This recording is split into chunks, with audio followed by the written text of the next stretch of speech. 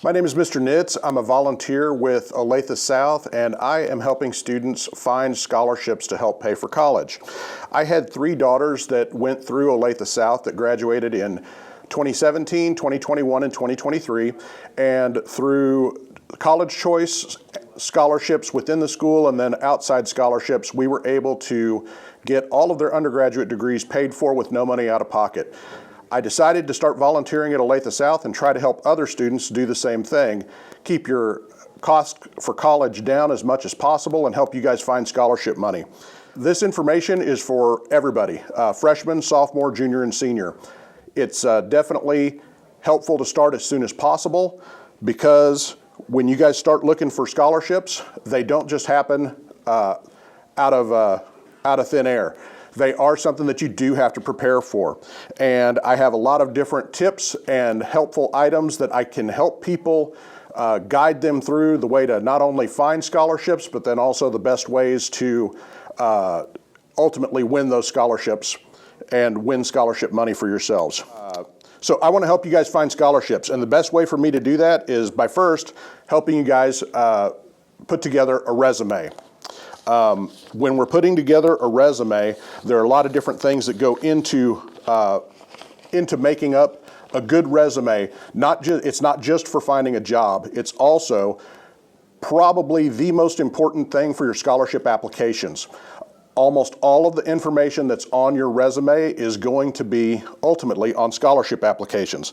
Some of the things that we're going to be concentrating on with that are going to be locating your GPA, your weighted and unweighted GPA, your class rank, your expected graduation date. Then we're going to go into other items like leadership and community service. We want to be able to brag about the things that you guys have done and make sure that people understand how cool those things are so that when you are writing essays for scholarships, that's where a lot of your stuff is going to come from. Those are going to be some of the most important places that you're going to pull from to write essays for college scholarships.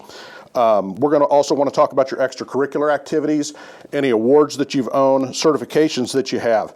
Guys, this is a humble brag sheet. This is where you tell us what makes you unique, because when we go to find scholarships are different for every individual. Not everybody is majoring in the same thing.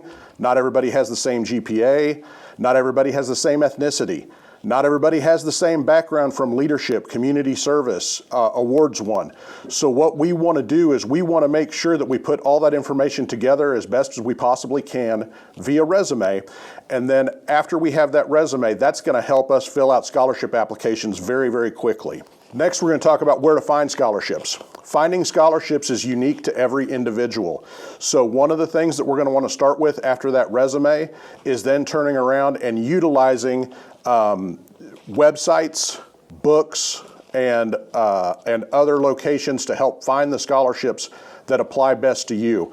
When we go through and start looking for different scholarships, we're going to ask questions like, number one, where you plan on going to school, because there are scholarships that are unique to the university that you're intending to go to.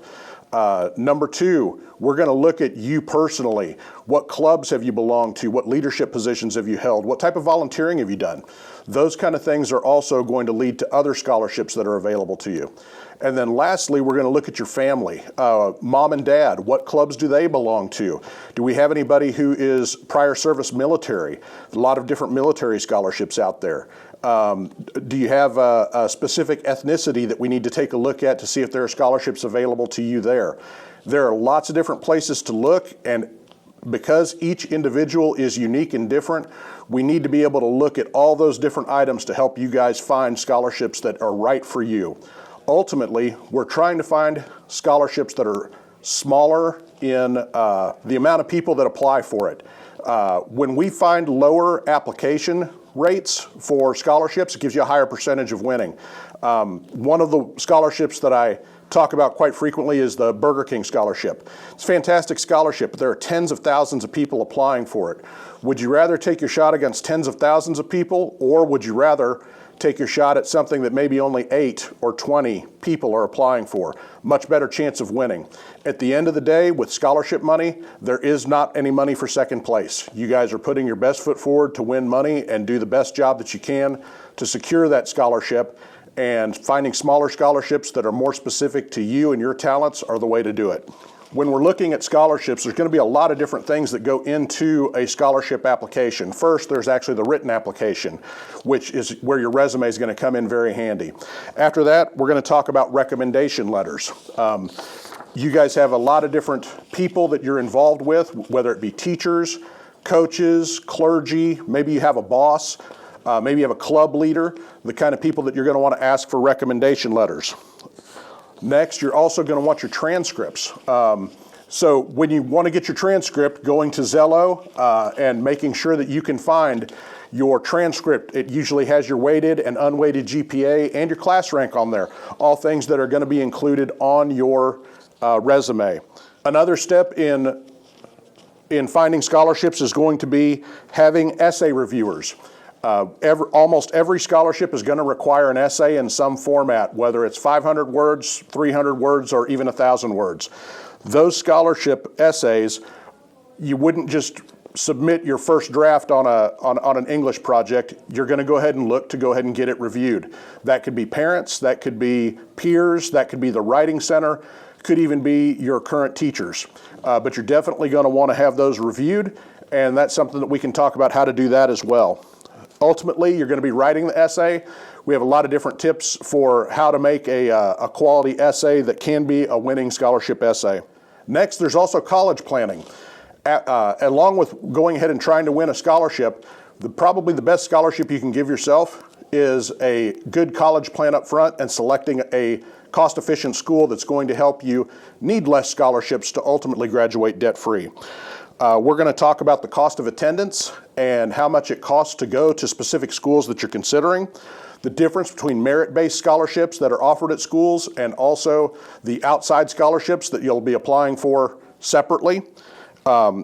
We can look at taking College Now classes and AP exams, what to look for when you're doing a college visit, from big schools to small schools, city sizes, campus sizes, all those different kind of things. Lastly, probably the most important thing that you guys can do is have a conversation with how college is being paid for with your mom and dad. Some of you are going to have all your school paid for. Some of you might have none of it paid for. Most of you are probably going to land somewhere in the middle where you have some amount coming from your parents, but maybe not all of what your college cost is. Looking into that with your parents early enough is a huge step to understanding whether you're making the right decision for a college choice.